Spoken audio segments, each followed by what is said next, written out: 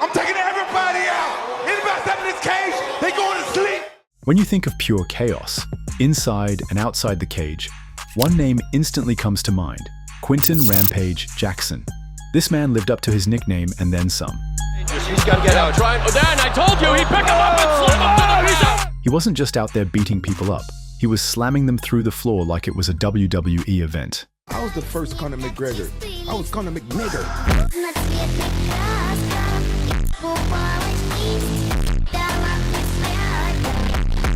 Inside the cage, he captured the UFC Light Heavyweight Championship, bulldozed his way through the Bellator Season 10 Light Heavyweight Tournament. Outside the cage, he became a legit star, especially in Japan, where his over-the-top personality, thunderous slams, and even bigger sense of humor made him a fan favorite long before MMA exploded globally.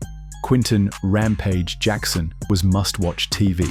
Hey, give me the chain. I'll take the chain. I'll take this chain. Oh, man. All right.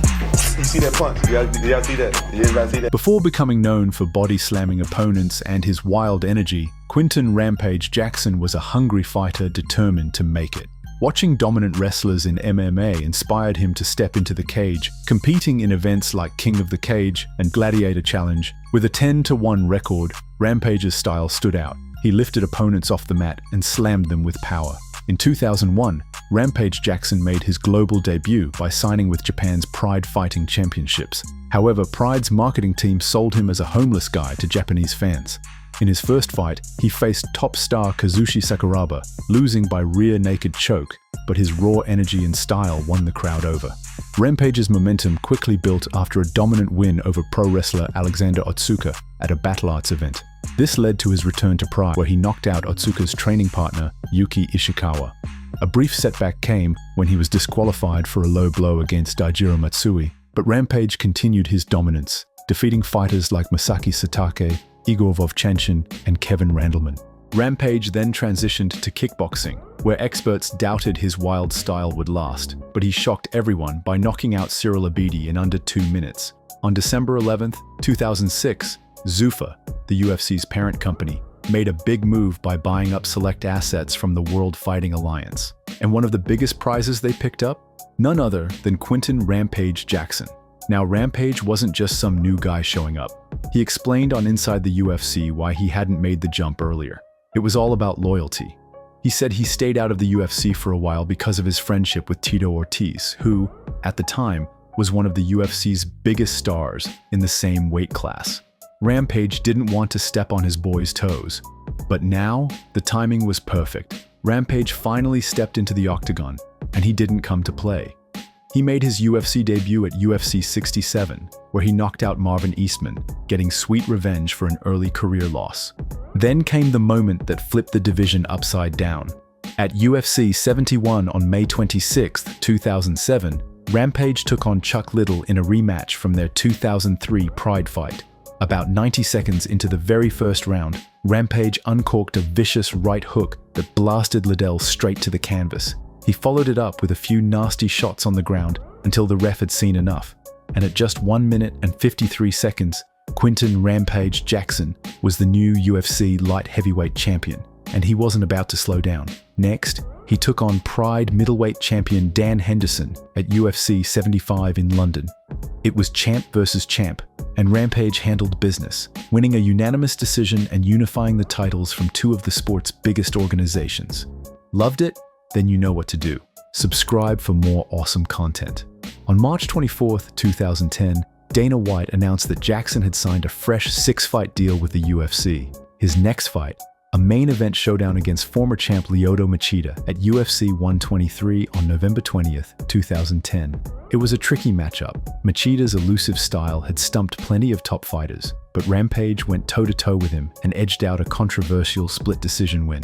Dana White didn't leave any doubts though, publicly saying that Jackson won the first 2 rounds and that no rematch was necessary. And the momentum kept building. Rampage was originally booked to fight Thiago Silva at UFC 130, but after Silva tested positive for banned substances, Matt Hamill stepped in as a late replacement. No problem for Rampage. He stuffed Hamill's takedown attempts, dominated the striking exchanges, and cruised to a clear, unanimous decision victory. On June 4, 2013, Rampage Jackson made waves by signing a multi-year deal with Spike TV, Bellator, MMA, and TNA Wrestling. During the announcement, he teased a potential move to the heavyweight division. Bellator had a major fight lined up: Rampage versus former UFC champ Tito Ortiz at Bellator 106 on November 2nd. However, Ortiz pulled out a week before the fight due to a neck injury. Rampage quickly debuted at Bellator 108 on November 15, 2013, defeating Joey Beltran with a brutal left-right hook combo, followed by a ground shot just before the round ended. Rampage continued his dominance in Bellator, knocking out former champion Christian Mpumbu in the first round at Bellator 110 on February 28, 2014. In the tournament final, he faced Muhammad King Mo Lawal at Bellator 120 on May 17, 2014. Rampage won by unanimous decision, but not without drama. At the weigh-in, he shoved King Mo, resulting in a $10,000 fine from the Mississippi Athletic Commission, who nearly pulled him from the fight. After a brief one-off fight under the Zuffa banner, Rampage Jackson resolved his contract issues and returned to Bellator on February 16, 2016. Rampage's comeback fight came on June 24, 2016, at Bellator 157, where he won a split decision against Satoshi Ishii. The highly anticipated rematch with King Mo took place on March 31, 2017, at Bellator 175, but Rampage lost by unanimous decision. Despite this, Bellator signed him to another multi-fight deal on November 9, 2017. Rampage entered the Bellator Heavyweight Grand Prix, facing Chael Sonnen on January 20, 2018, at Bellator 192, but lost by unanimous decision. He earned revenge against Wanderlei Silva at Bellator 206 on September 29, 2018, winning via second-round TKO. His final fight for Bellator came against Fedor Emelianenko on December 29, 2019, at a co-promoted event with Rizin in Japan, where he was knocked out in the first round. Bellator chose not to re-sign him, making him a free agent once again. Even after all that, Rampage wasn't ready to slow down. On April 2, 2023, he took part in one of the wildest matches ever at Fight Circus 6, the rise or fall of Sloppy Balboa in Thailand. It was a 2-on-2 boxing match. Yes, really? With Rampage teaming up with Bob Sapp. The two of them were tied together inside one giant oversized t-shirt and brawled against Fight Circus CEO John Nutt and strength coach Andrew Wood. True to form, Rampage dropped Nutt with a monster body shot in the first round, dragging down both opponents. By round 3, Rampage and Sapp got the KO win. Later, when Rampage sat down with Joe Rogan on the Joe Rogan Experience MMA show number 159, he laughed about it and said it was the most fun he's ever had in a ring. Keeping the chaos rolling, on January 31, 2024, Rampage announced he'd signed a contract to box former WBO heavyweight champion Shannon Briggs. The fight was supposed to happen on June 1st in Qatar, but unfortunately, the matchup fizzled out and never went down.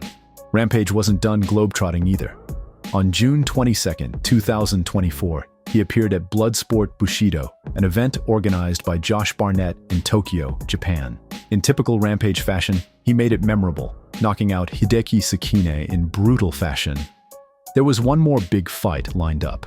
Rampage was scheduled to box his old rival Rashad Evans at ICS Mania 1 on April 12, 2025. It would have been a throwback for the ages, but unfortunately, that bout got cancelled before it could happen. What's your favorite Rampage moment? Drop your thoughts in the comments below. We want to hear from you. Don't forget to subscribe for more epic stories from the world of combat sports. This isn't just about fights. It's about legends who redefine chaos and entertainment. Keep it locked, because there's plenty more where that came from. Rampage changed the game. Now it's your turn to stay in the action.